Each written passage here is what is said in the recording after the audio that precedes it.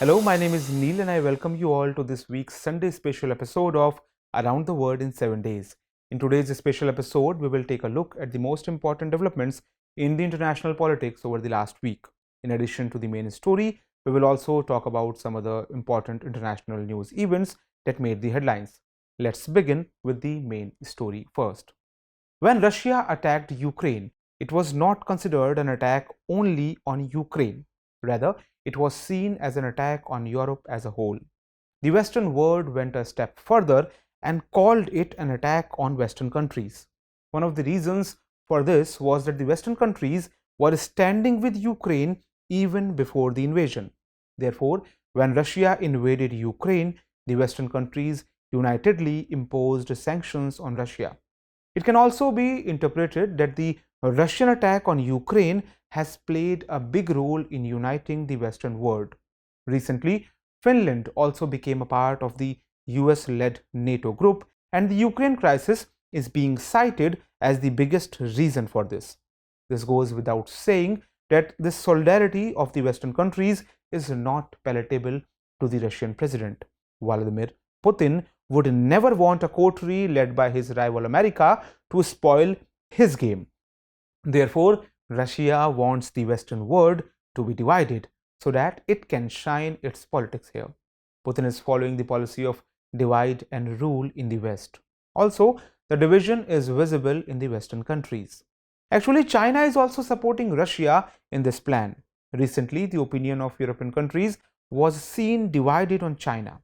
French President Emmanuel Macron visited China in the beginning of April itself. It is being seen as taking a different path from America. Macron's visit raised concerns in the US when he said that the Europeans should not be shackled by American foreign policy. So, in today's episode, we will learn what it means to create a divide among the Western countries. We will know how and why the European countries are looking divided. We will also consider the strategies of Russia and China. Let's begin. It is believed that the global order is dominated by the Western countries and America is their leader. After the Second World War, the global system became such that the America emerged as a superpower. But Moscow and Beijing have always wanted to end the global order dominated by the West. Recently, when Chinese President Xi Jinping visited Moscow, the two countries insisted on changing the global order by dividing the West.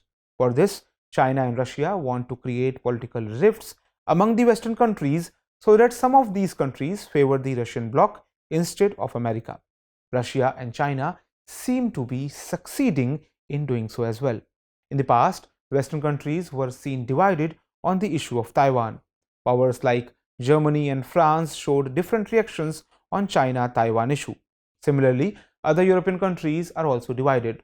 Some feel that they should support America on the Taiwan issue, while some countries are of the opinion that the European Union should not become a part of any bloc on the issue of Taiwan.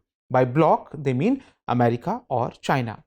This shows that the status that America had in Europe just after the Second World War till now is no longer the same. Secondly, America has also failed to keep Europe united.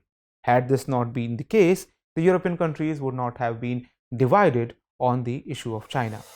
Macron's visit to China is also a big sign in itself. Perhaps Macron wants to tell America that in the past 2 decades, China has proved to be the engine for the economies of the European Union, while the US economy has been buried under its own weight. If this were not the case, then a major US ally like France would not have turned to China.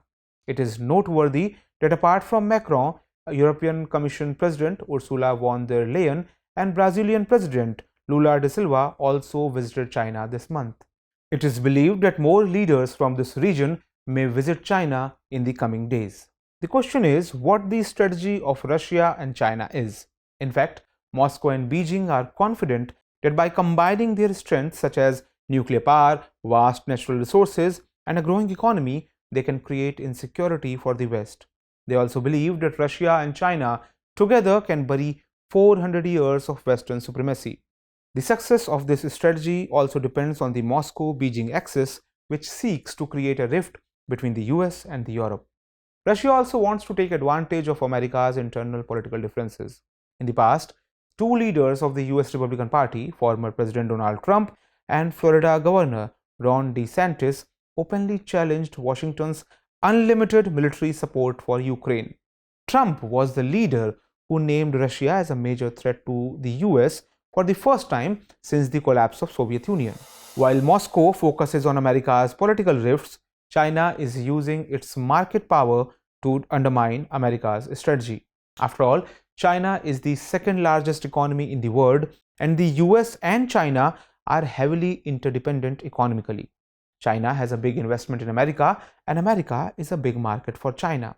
On the other hand, this discussion is also in full swing that China can take advantage of the differences between the European countries to distance them from America.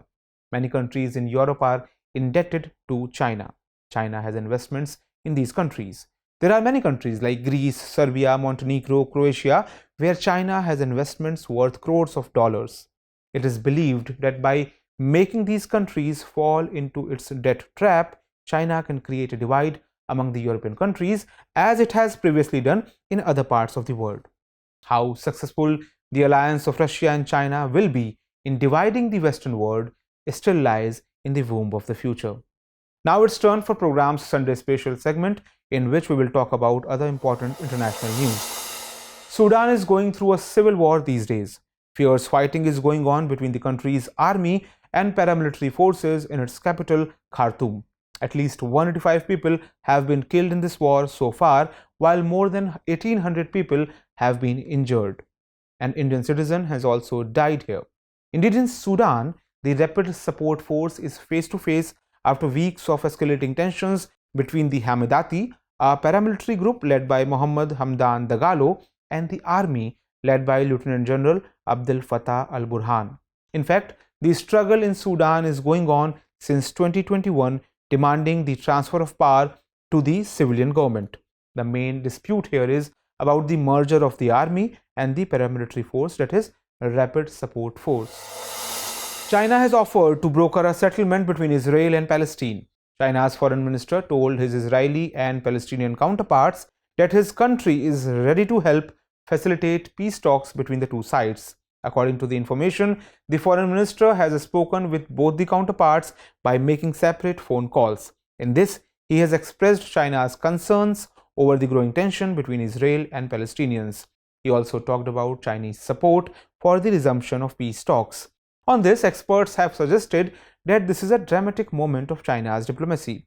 Through this, China has presented a proof of its ability to be a diplomatic player in Western Asia. It is worth mentioning that very recently, China has succeeded in making a truce between two arch enemies, that is, Saudi Arabia and Iran, in this region. On the other hand, it has been more than a year since Russia attacked Ukraine, but there are no signs of this conflict coming to an end. Now, the NATO chief has added fuel to this fire. In fact, the sudden arrival of NATO chief Jens Stoltenberg in Ukraine has created a stir. Stoltenberg has visited Ukraine for the first time since the beginning of the war. According to NATO, its purpose is to show NATO's long-term commitment to protecting the independence of Ukraine. At the same time, Russia has once again flared up due to this tour. President Putin has lodged a strong objection to this. Significantly, one of the reasons for the Russian attack on Ukraine was the insistence of Ukraine to join NATO. This is the reason why NATO has been helping Ukraine in the war from the very beginning. There's a lot of friction in the Russia-Ukraine relations due to this. So that was all in today's episode. See you again in the next one. But before that, let's note down the question based on today's story.